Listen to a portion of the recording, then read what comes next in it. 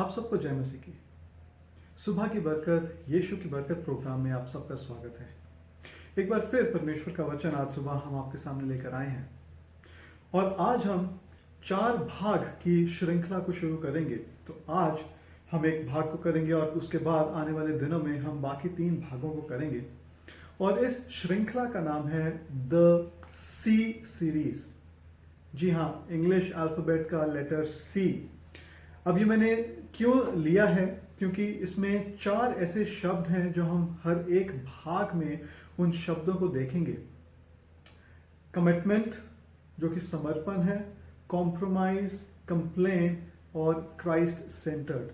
तो हम करेंगे क्या कि इन हर एक भाग में हम बाइबल के एक पात्र को लेकर हम उस पात्र के बारे में हम अध्ययन करेंगे। तो आज का जो हमारा भाग है, आज का जो हमारा शीर्षक है वो है कमिटमेंट। जी हाँ, जिसको हम हिंदी में कहते हैं समर्पण।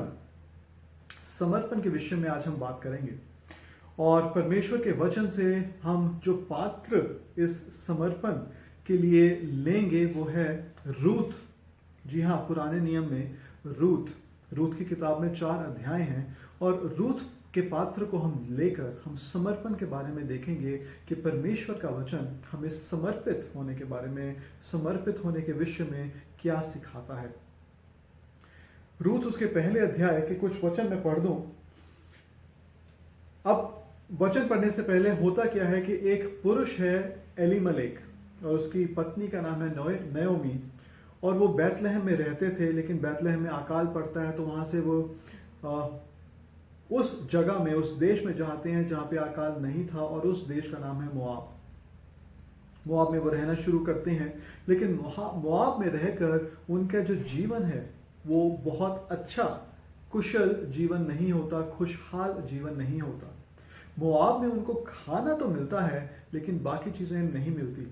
तो हमारा जो मेन पात्र है, हमारा जो पात्र है जिसके ऊपर हम केंद्रित करेंगे वो है रूथ। तो आइए रूथ की पत्री मेरे साथ निकाले। रूथ की किताब, उसका पहला अध्याय, उसके 6 से 10 वचन मैं आपके सामने पढ़ूंगा। तब वे मोआब के देश में ये सुनकर कि यहोवा ने अपनी प्रजा के लोगों की सुधि ली है, उन्हें भोजन दिया है। अब ये अकाल हो चुका है। अब अकाल होने से पहले होता क्या है कि एलीमलेक हैं, उसके 2 बेटे हैं महलोन और किलियोन। वो वहां जाकर रहना शुरू करते हैं। ये 4 लोग रहना शुरू करते हैं, लेकिन एलीमलेक की मृत्यु हो जाती है।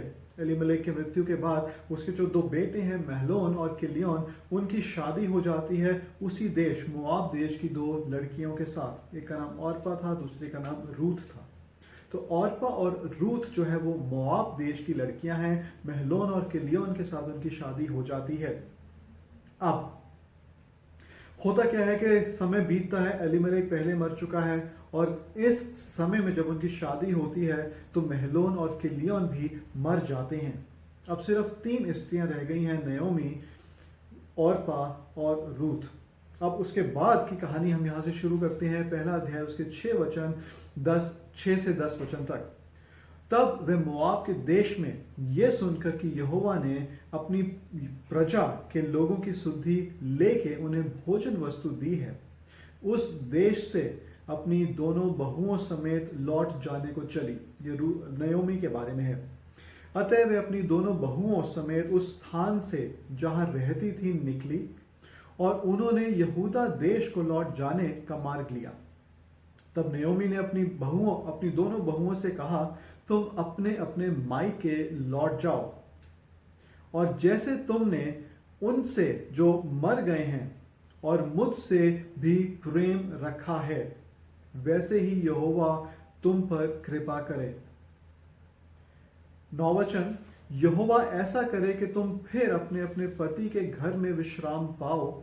तब नयोमी ने उनको चूमा और वे चिल्ला चिल्लाकर रोने लगी। तो अब नयोमी चाहती क्या है, क्योंकि वो लड़कियां अभी भी जवान हैं उनके पति मर चुके हैं, अब वो विधवा हो गई हैं। और वो नयोमी चाहती क्या है कि अगर वे विधवाएं, वो जवान लड़कियां नयोमी के साथ यहूदा में वापस आती हैं तो जो उनका जीवन है वो खराब हो जाएगा। तो नयोमी ये चाहती है कि वो अपने अपने घर में लौट जाएं और दोबारा विवाह करें। और वो परमेश्वर के वचन के अनुसार भी ठीक था, क्योंकि उनके पति मर गए थे, तो वो दोबारा विवाह कर सकती थी, दोबारा शादियां वो कर सकती थी। तो यही वो सलाह नयोमी अपनी बहुओं को देती है, औरपा को और रूथ को, और कहती है कि तुम अपने घर में लौट जाओ, अपनी माँ के घर में लौट जाओ और दोबारा अपना जीवन बसाओ। अभी तुम जवान हो, तुम शादियां कर सकती हो, तुम्हारे परिवार हो सकते हैं। और उसने कहा, और उन्होंने उससे कहा, निश्चय हम तेरे संग तेरे लोगों के पास चलेंगी। ये दोनों बहुएं कहती हैं कि हम तेरे साथ ही जाएंगे, हम तेरे साथ ही रहेंगे, और जहां तू जाएगी हम भी तेरे साथ जाएंगे। 15 वचन से 19 वचन में है, तब नयोमी ने कहा, अब होता क्या है, इसके बाद जो औरपा है, जो जेठानी है, वो अपने मायके चली जाती है, अपने माता पिता के घर लौट जाती है, लेकिन रूथ लौटती नहीं है। रूथ है वो अपनी सास नयोमी के साथ लिपटी रहती है, संग संग रहती है, समर्पित रहती है। तब नयोमी ने कहा, देख तेरी जेठानी तो अपने लोगों और अपने देवता के पास लौट गई है, इसलिए तू अपनी जेठानी के पीछे लौट जा। पर रूथ बोली, 16 वचन में है, पर रूथ बोली, तू मुझसे ये विनती ना कर कि मुझे त्याग या छोड़कर लौट जा, क्योंकि जिधर तू जाएगी उधर मैं भी जाऊंगी, जहां तू टिके वहां मैं भी टिकूंगी। तेरे लोग मेरे लोग होंगे और तेरा परमेश्वर मेरा परमेश्वर होगा। जहां तू मरेगी वहां मैं भी मरूंगी और वहीं मुझे मिट्टी दी जाएगी। एक और बहुत इंपॉर्टेंट चीज वो कहती है, यदि मृत्यु छोड़ और किसी कारण से मैं तुझसे अलग हो जाऊं तो यहोवा मुझसे वैसा ही वरन उससे भी अधिक करे। अब ये रूथ का नयोमी के प्रति समर्पण है, एक बहू का एक सास के प्रति समर्पण है। नयोमी की जिंदगी जो थी वो बहुत ज्यादा खराब थी। वो अपने पति को खो चुकी थी, अपने दोनों बेटों को खो चुकी थी। अब सिर्फ बहू ही उसके साथ रह गई थी। जब उसे मालूम चलता है कि उसके देश को परमेश्वर ने फिर आशीष दी है, वो वापस आना चाहती है, लेकिन अपने साथ वो अपनी बहुओं को नहीं लाना चाहती, क्योंकि बहुएं जवान थी। बहुओं को वो कहती है कि तुम अपने अपने घर में लौट जाओ। जो बड़ी बहू है औरपा है वो अपने घर लौट जाती है, लेकिन रूथ जो है वो अपनी सास के साथ चिपटी रहती है, लगी रहती है, और कहती है कि मैं तेरे संग चलूंगी, जहां तू जाएगी वहां मैं जाऊंगी, जो तेरे लोग मेरे लोग होंगे, तेरा परमेश्वर मेरा परमेश्वर होगा। जी हाँ, और परमेश्वर का वचन ये कहता है कि विवाह के बाद 10 साल तक वो मोआब में रहे, और 10 साल के बीच में उनके जो पति थे, औरपा और रूथ के पति थे, वे मर जाते हैं। 10 साल औरपा और रूथ उस परिवार में रहते हैं, और निश्चय ही उन्होंने परमेश्वर के बारे में सुना होगा। जरूर है कि उन्होंने अपने सास ससुर उन्होंने ससुर को तो नहीं देखा था, लेकिन अपनी सास के व्यवहार को वो देखती हैं, अपने पतियों के व्यवहार को वो देखती हैं। और जब पति मर जाते हैं, सिर्फ सास रह जाती है, तो वो सास के साथ रूथ जो है इतनी समर्पित है, उसके साथ रहने का वो फैसला करती है, उसके साथ भविष्य बिताने का वो फैसला करती है, उसी के साथ वो मरने का फैसला करती है। और ऐसा समर्पण रूथ का अपनी सास के प्रति था। अब उसके पास पति नहीं है, उसके पास सिर्फ सास है, अभी वो जवान है, और उसके पास बहुत अच्छा मौका था कि वो अपने घर लौट जाती और दोबारा से विवाह करती और दोबारा से अपना पारिवारिक जीवन शुरू करती। लेकिन रूथ ने ऐसा नहीं किया। क्यों वो ऐसा करती है? अगर हम एक पल के लिए ये मान लें कि रूथ परमेश्वर को नहीं जानती थी, अगर हम मान लें, तो वो सिर्फ अपनी सास के समर्पण के प्रति जो उसका रिस्पॉन्सिबिलिटी थी, जो उसकी जिम्मेवारी थी एक बहू के नाते, वो उसको पूरा करने के लिए तैयार है। वो मरने के लिए तैयार है। जब तक वो मर नहीं जाती तब तक वो अपनी सास के साथ रहेगी। आज हमारी जिंदगियों में देखें, हमारे आसपास देखें, ये सिर्फ सास बहू की कहानी में आपसे बात नहीं कर रहा, ये मैं समर्पण की बात बता रहा हूं। ऐसा भी है कि जो बेटी का अपनी मां के प्रति समर्पण होना चाहिए वो होता नहीं है। जो एक बेटे का अपने बाप के प्रति समर्पण होना चाहिए वो होता नहीं है।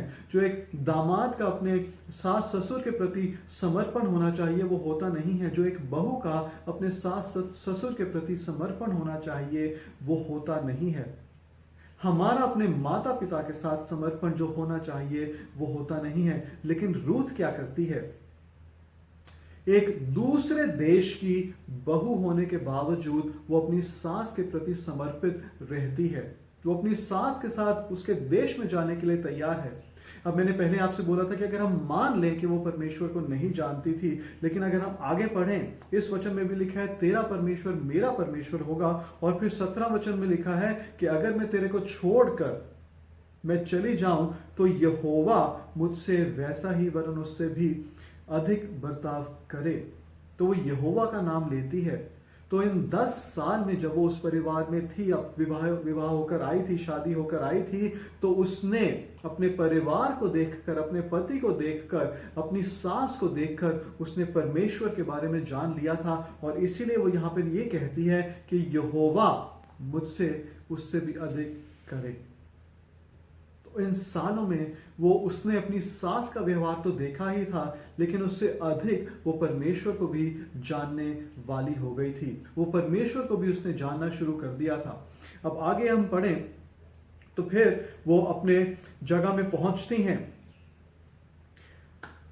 और 1 अध्याय के 20 वचन में लिखा है, तब उसने उनसे कहा, जब वो अपने देश में वापस पहुंचती है, नयोमी और रूथ वापस आती हैं, तो जो वहां की औरतें हैं वो नयोमी को देखती हैं, रूथ को देखती हैं, और नयोमी को देखकर कहती हैं कि नयोमी वापस आ गई है, अपने देश में वापस आ गई है। तो वो उनसे कहती है, मुझे नयोमी ना कहो, मुझे मारा कहो, क्योंकि सर्वशक्तिमान ने मुझे बहुत दुख दिया है। आगे दूसरे अध्याय के 2 वचन में मोआबिन रूथ ने नयोमी से कहा, मुझे किसी खेत में जाने दे। अब रूथ नयोमी के साथ, अपनी सास के साथ उसके देश में, उसकी जगह में, उसके शहर में, उसके गांव में पहुंच तो जाती है और वहां रहना भी शुरू कर देती है।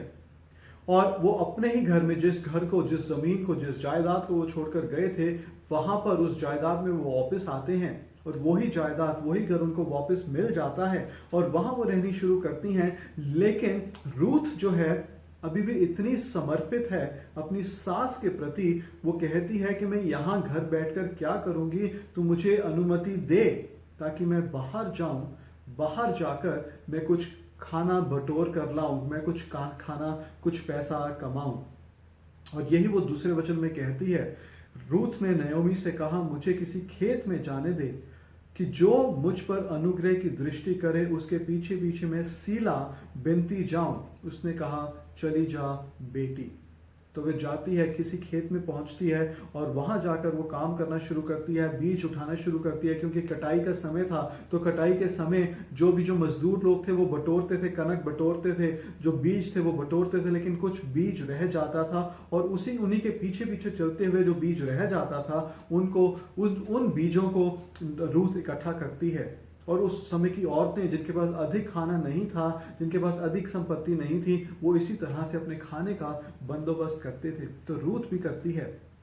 तीसरे वचन में लिखा है, दूसरे अध्याय के तीसरे वचन में, इसलिए वे जाकर एक खेत में लवने वालों के पीछे बिनने लगी, और जिस खेत में वे संयोग से गई थी वह अलीमलेक के कुटुंबी बोआज का था। संयोग से। और इंग्लिश के बाइबल में लिखा है, एंड एज इट हैपेंड, वो वहीं पर उसी के खेत में पहुंची जहां परमेश्वर चाहता था कि वह जाए।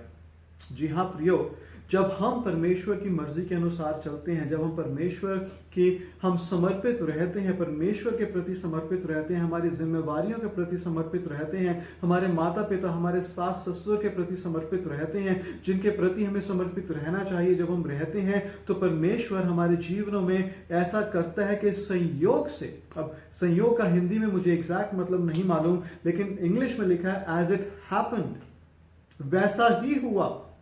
उसके साथ ये हुआ कि वो उस खेत में गई जहां परमेश्वर चाहता था, जहां पे उसकी उन्नति होनी थी।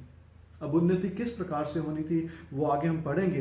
तो जो बोआज है, जो अलीमलेक का कजन भाई था, उसके खेत में वो पहुंचती है और वहां वो बिनना शुरू करती है, बीज उठाना शुरू करती है, इकट्ठा करना शुरू करती है।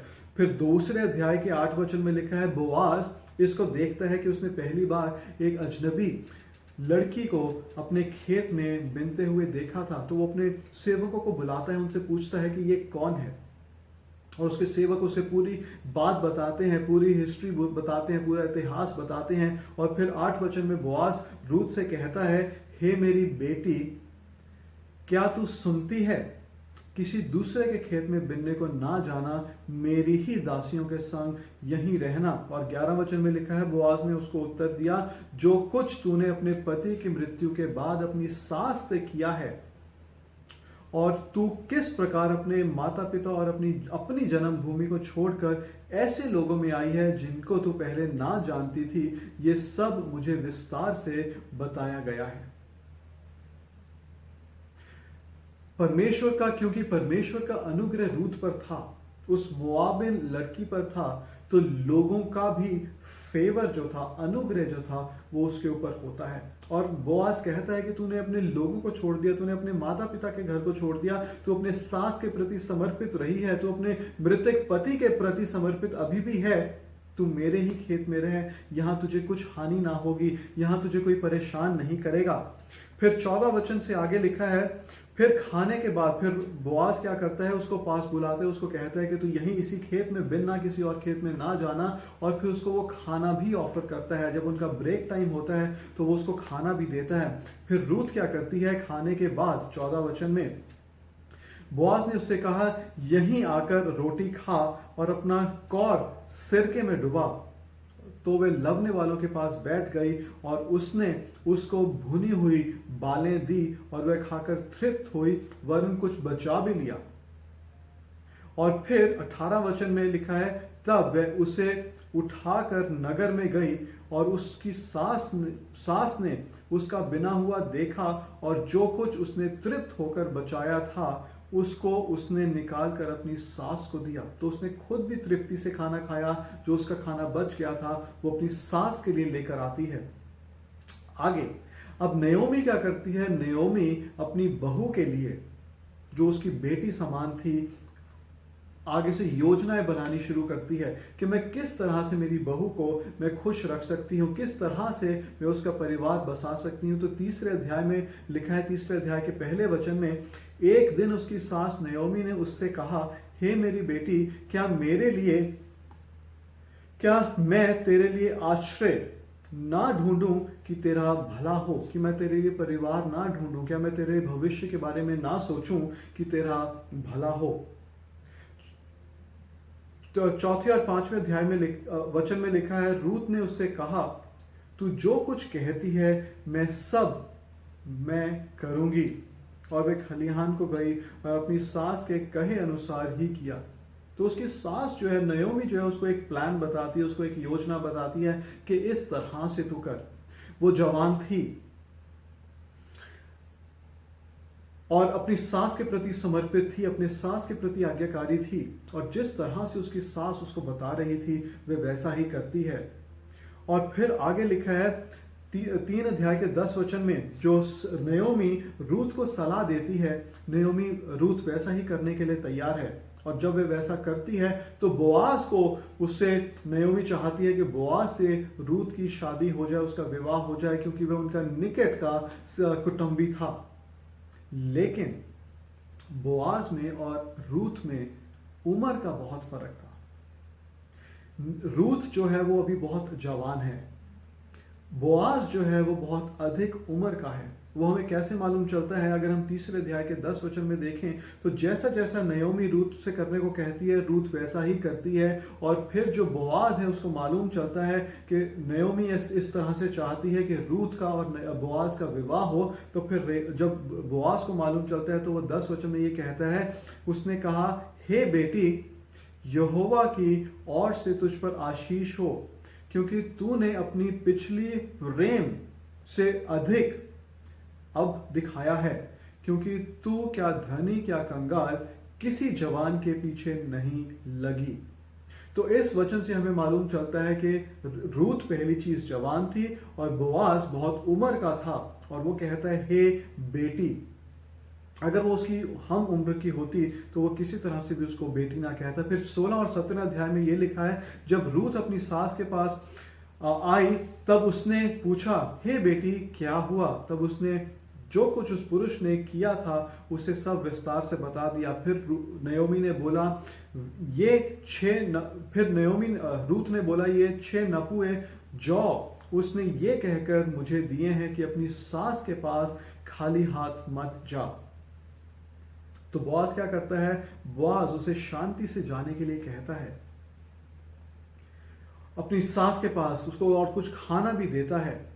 तब बोआज ने चौथे अध्याय के 13 वचन में लिखा है कि चौथे अध्याय के 13 वचन में इस तरह से शुरू होता है कि बोआज को जब मालूम चलता है कि इस तरह से बात हो रही है, नयोमी चाहती है कि रूत से उसका विवाह हो जाए, लेकिन उनके सामने एक और कुटुंबी था जो बोआज से अधिक निकट था। वो प्राचीनों को, उस शहर के प्राचीनों को इकट्ठा करता है, शहर के बुजुर्ग लोगों को इकट्ठा करता है, उस कुटुंबी को बुलाता है और कहता है कि हमारा जो भाई था अलीमलेक, उसकी मृत्यु हो चुकी है, लेकिन जो उसकी पत्नी है वो अपने खेत को बेचना चाहती है, और अगर तुझे वो चाहिए तो वो ले ले। वो कुटुंबी कहता है हाँ मैं ले लूंगा। बोआज कहता है कि अगर तू वो खेत लेगा, अगर तू वो जमीन लेगा, तो उसके साथ जो महलोन की जो पत्नी है, विधवा है, वो भी तुझे लेनी पड़ेगी, ताकि महलोन का जो नाम है वो बचा रहे, वो चलता रहे। तब वह कुटुंबी मना कर देता है और अंत में बोआज की और रूत का विवाह हो जाता है। हम यहां बात कर रहे हैं समर्पण की, रूत का अपनी सास के प्रति समर्पण। आज अगर हम हमारी बात करें, क्या हमारे घरों में लड़ाई झगड़ा है? क्या सास बहू में, बाप बेटे में, मां बेटी में, दामाद सास ससुर में क्या लड़ाई झगड़ा है? और हमें यह सोचने की बात है कि अगर वो लड़ाई झगड़ा है तो उसका कारण क्या है? क्यों हम एक दूसरे को पसंद नहीं करते? क्यों जो बच्चे हैं वो अपने माता पिता के प्रति समर्पित नहीं रहते?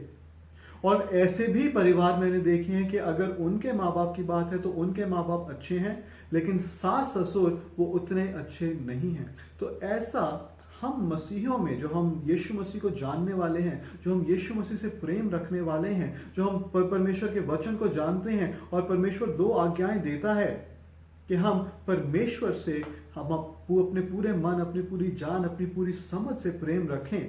और दूसरा वचन, दूसरी आज्ञा, दूसरी महान आज्ञा, यीशु मसीह कहते हैं कि दूसरी सबसे बड़ी आज्ञा यह है कि हम अब एक दूसरे के साथ अपने समान प्रेम रखें।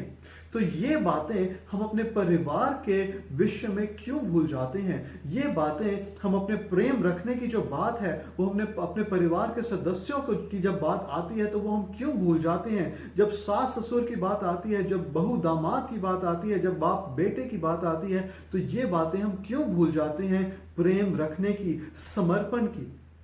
ये दूसरे देश से आई जवान लड़की अपनी सास के प्रति समर्पित रहती है, अब उस मरने के लिए तैयार है, उनके लोगों में जाने के लिए तैयार है, उनके परमेश्वर की उपासना करने के लिए तैयार है।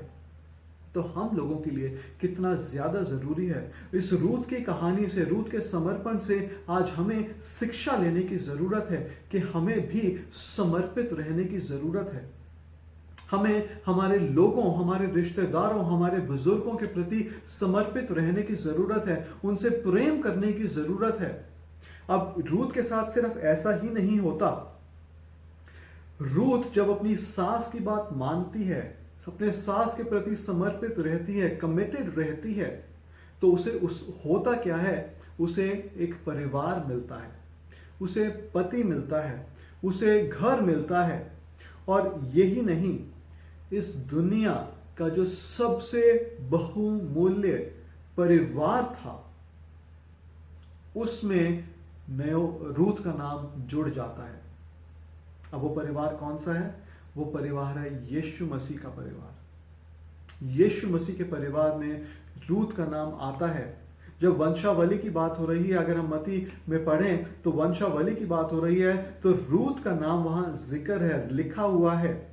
और इस अध्याय में भी उसके 4 अध्याय के 7 वचन में लिखा है, और उसकी पड़ोसन ने, उन दोनों की शादी होती है, रूत के बेटा होता है, और उनकी पड़ोसनों ने ये कहकर कि नयोमी का बेटा उत्पन्न हुआ है, लड़के का नाम ओबेद रखा, और वह यिशै का पिता और दाऊद का दादा हुआ।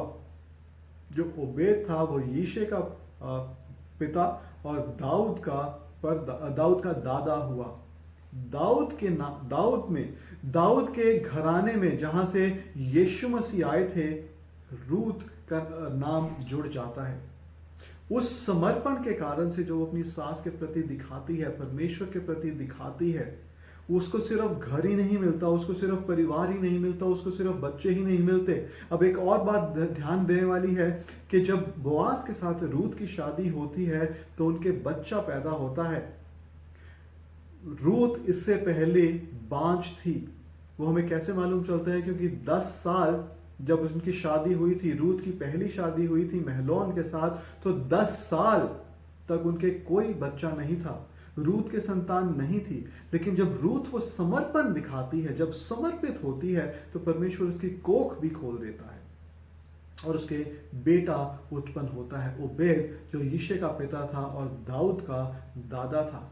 इस समर्पण के कारण से रूत का जो नाम है वो यीशु मसीह की वंशावली में आ जाता है, दाऊद के घराने में आ जाता है, वो दाऊद की परदादी कहलाती है।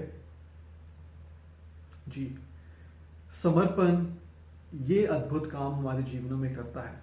तो हम सब से यही चाहता हूं कि हम लोग अपने माता पिता के प्रति समर्पित रहें, चाहे वो हमारे माँ बाप हैं या हमारे पति या पत्नी के माँ बाप हैं।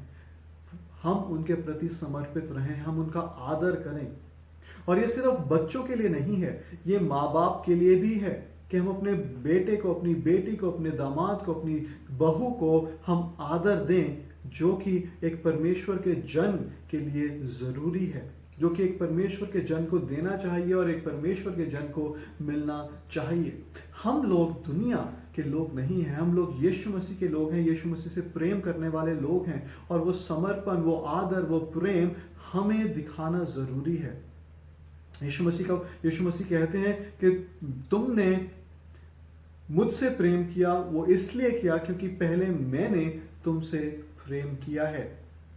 तो वही प्रेम जो परमेश्वर ने हमें दिखाया है, वो प्रेम हमें एक दूसरे के प्रति दिखाना जरूरी है, हमें समर्पित रहना जरूरी है। तो ये जो श्रृंखला है, सीरीज कमिटमेंट की जो आज हमने बात की है, कमिटेड की जो आज हमने बात की है, समर्पित रहने की जो आज हमने बात की है, इसको हम यही समाप्त करेंगे। आइए हम प्रार्थना करें। पिता परमेश्वर, इस समर्पण के बारे में जो आज हमने सुना है, आप हमारी सहायता मदद कीजिए, ताकि हम हमारे परिवार के सदस्यों के साथ, अपने कलीसिया के सदस्यों के साथ, और सबसे अधिक हम आपके प्रति हम समर्पित रहें। और जब हम समर्पित रहेंगे तो परमेश्वर, हमें मालूम है भी आपके वचन के अनुसार हमें बहुत आशीष मिलेगी। इस धन्यवाद के साथ हम ये दुआ यीशु मसीह के नाम में मांगते हैं, आमीन। परमेश्वर आपको बहुत बहुत आशीष दे। सबको जय मसीह की।